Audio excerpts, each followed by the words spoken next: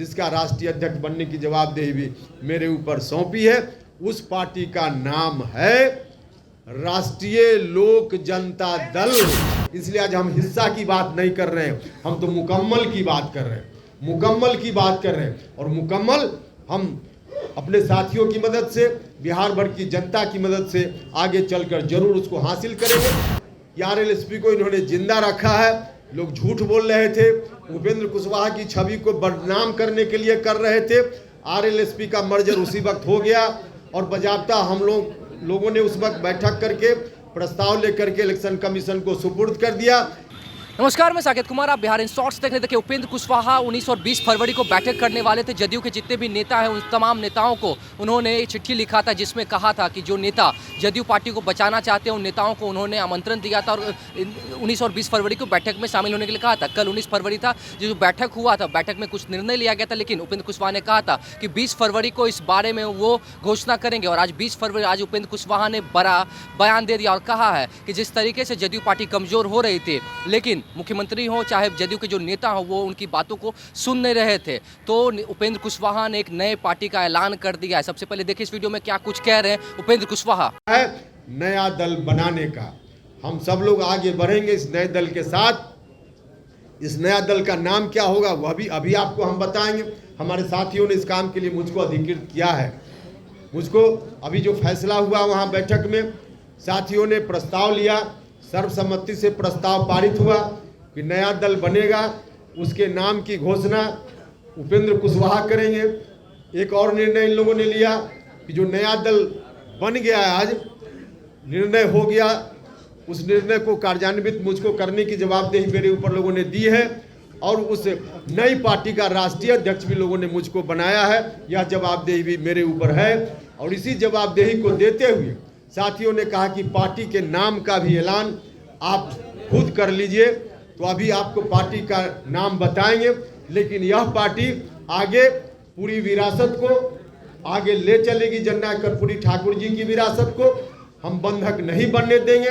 भले हमारे बड़े भाई ने बंधक बना दिया है, आरजेडी के साथ एग्रीमेंट कर लिया है, लेकिन उस एग्रीमेंट को हम जनता के बीच जाकर तोड़वाने का काम करेंगे। जनता से कहेंगे कि बड़े भाई ने गलत ढंग से पूरी जायदाद कहीं गिरवी रख दी, इसको जनता की अदालत में जाकर हम खारिज कराएंगे और पूरी विरासत को हम अपने हाथ में लेंगे, अपने हाथ में लेंगे। इसलिए आज हम हिस्सा की बात नहीं कर रहे हैं, हम तो मुकम्मल की बात कर रहे हैं, मुकम्मल की बात कर रहे हैं। और मुकम्मल हम अपने साथियों की मदद से, बिहार भर की जनता की मदद से आगे चलकर जरूर उसको हासिल करेंगे।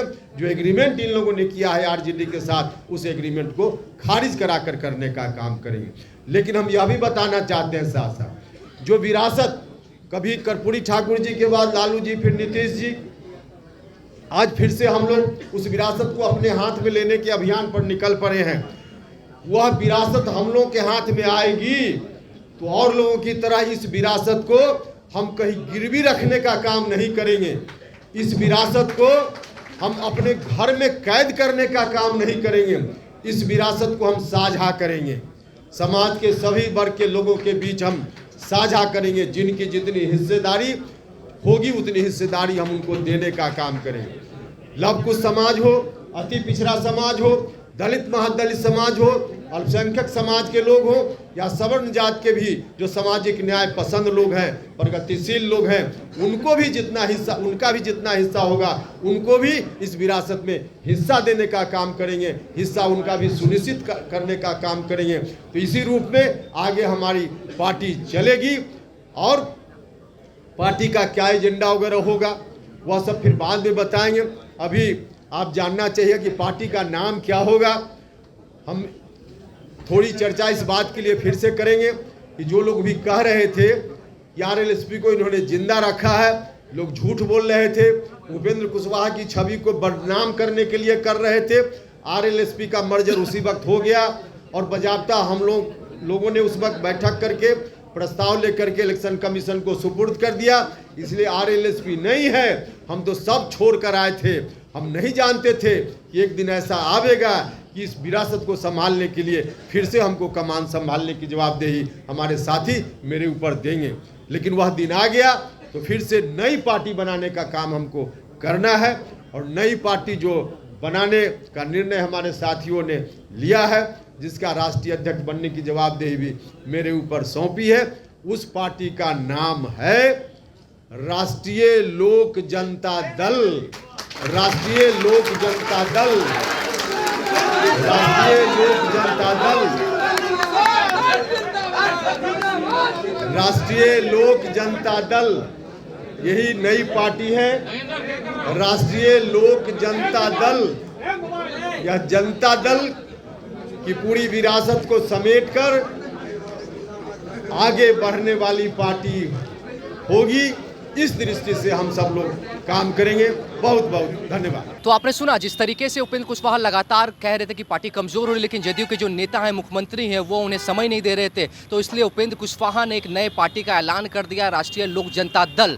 आपने ठीक सुना है, राष्ट्रीय लोक जनता दल उपेंद्र कुशवाहा की नई पार्टी है, जिसके राष्ट्रीय अध्यक्ष उपेंद्र कुशवाहा खुद होंगे। पार्टी के कार्यकर्ताओं ने जो बैठक की थी उसमें उपेंद्र कुशवाहा का नाम आगे रखा। इस पार्टी का जो गठन है वो उपेंद्र कुशवाहा ने आज के प्रेस कॉन्फ्रेंस में किया और कहा जिस तरीके से कुछ दिनों से ऐसे कयास लगाए जा रहे थे कि उपेंद्र कुशवाहा बीजेपी में शामिल होने वाले हैं, लेकिन इन तमाम चीज़ों को अब उपेंद्र कुशवाहा ने साफ कर दिया है, बीजेपी में वो नहीं शामिल हो रहे हैं। और जिस तरीके से लगातार जदयू के जो नेता हैं वो बात कर रहे थे कि आरएलएसपी को उपेंद्र कुशवाहा अभी तक जिंदा किए हुए हैं, लेकिन उपेंद्र कुशवाहा ने इस चीज़ों को भी साफ साफ कह दिया कि आरएलएसपी का उन्होंने विलय उसी दिन कर दिया था जिस दिन नीतीश कुमार के साथ हुए थे। लेकिन अब जिस विरासत को बचाने की बात कर रहे थे, उस विरासत को बचाने के लिए उपेंद्र कुशवाहा ने नई पार्टी का गठन कर दिया है।